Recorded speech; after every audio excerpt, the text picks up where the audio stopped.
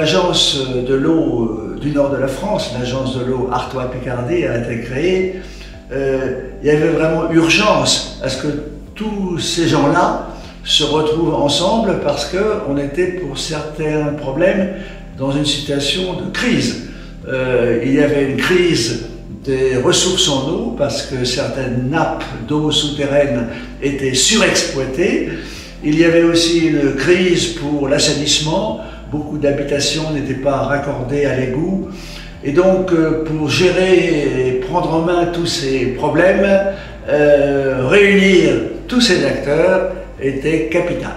Quand je suis arrivé à l'agence de l'eau dès 1980, j'ai noté la très grande transparence de l'établissement. En fait, le principe était que toutes les données de l'agence de l'eau étaient publiques par définition et accessibles par définition.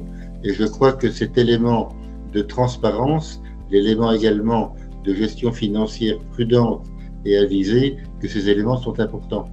Et c'est la discussion qui permet en fait d'avoir un consensus sur les questions qui sont posées. Puisque nous installons un schéma directeur, ce qu'on appelle le SDAGE, à l'échelle du bassin au sein de l'agence, et on le construit ensemble, et ensuite on le décline sur les territoires, comme vous le savez, à partir des SAGE. Et ça, c'est déjà fondamental parce que ce sont des feuilles de route qui vont être appliquées sur les territoires. En réalité, l'agence, c'est l'ensemble des personnes autour d'un sujet unique, l'eau et l'environnement. C'est-à-dire, si je peux prendre un exemple, c'est une commode et tous les tiroirs viennent s'insérer dans le dispositif. La gouvernance de l'eau, c'est l'intuition philosophique du modèle français depuis 60 ans, depuis la loi de décembre 1964, planifier la politique de l'eau en faisant dialoguer une démocratie de tous les usages du bien commun bleu. La gouvernance de l'eau en France est vraiment quelque chose de très bien organisé, très démocratique. C'est un exemple de gestion locale, démocratique, d'un bien commun, puisque tout le monde est autour de la table et que cette gouvernance se fait avec toutes les parties prenantes et elle se fait à la bonne échelle, c'est-à-dire l'échelle de l'eau, c'est un bassin hydrographique. Donc c'est effectivement un lieu de gouvernance original qu'il faut absolument préserver et même peut-être encore amplifier et peut-être lui donner une dimension, je dirais, culturelle, intellectuelle plus forte encore, pour que la population se rende compte de ce qui s'y fait.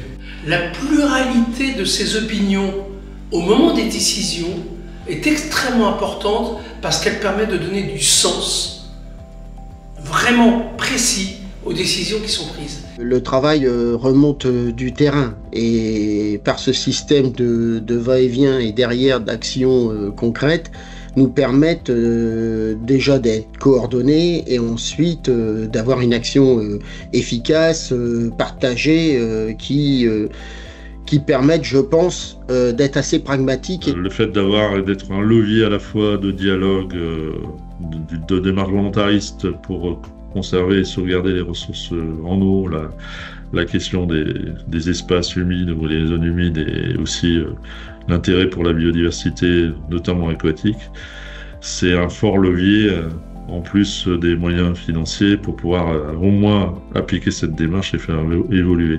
CETECHE a proposé des solutions à l'échelle de ce bassin, des solutions territoriales. Je voudrais tout de même inviter celles et ceux qui ne savent pas ce qu'est le mot consensus à venir faire un stage à l'agence de l'eau et constater comment toutes les parties prenantes, quelles que soient leurs différences, quelles que soient leurs divergences, quelles que soient leurs origines, sont capables de se retrouver quand l'intérêt général est en cause, est en jeu. Pour changer, pour faire avancer les choses, pour que les politiques se déclinent territorialement, il faut qu'il y ait cet accompagnement. Et ça, l'accompagnement de l'agence de l'eau, pour moi, est un élément absolument essentiel.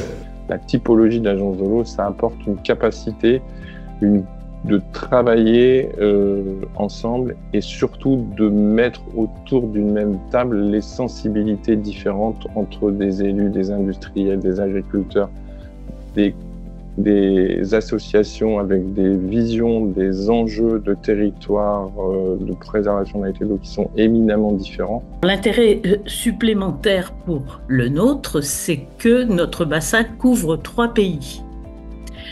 Et bon, plus que 3 parts, puisqu'il y en a 5, puisque la Belgique est divisée en 2 plus Bruxelles, etc. Mais il y a les Pays-Bas, donc le déversoir de notre bassin. Et puis nous, en amont, qui devons veiller justement à le bon état des départs de ce bassin. La gouvernance de la politique de l'eau, elle est spécifique en France et elle sort du cadre habituel que l'on a d'une organisation très centralisée. Ce que j'adore dans cette gouvernance, c'est d'abord elle force à sortir de son couloir de nage.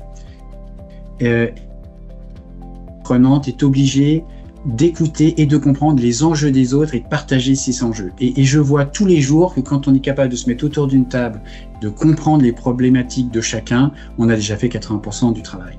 Et puis l'autre point fort de cette gouvernance, c'est son aspect ancré dans les territoires. On a une gouvernance territoriale qui est pas hors sol, qui est pour le coup pas parisienne, et qui permet, sur des problématiques concrètes, d'apporter des réponses concrètes. Et c'est souvent un peu difficile, c'est parfois viril, mais ça permet de produire des résultats qui marchent.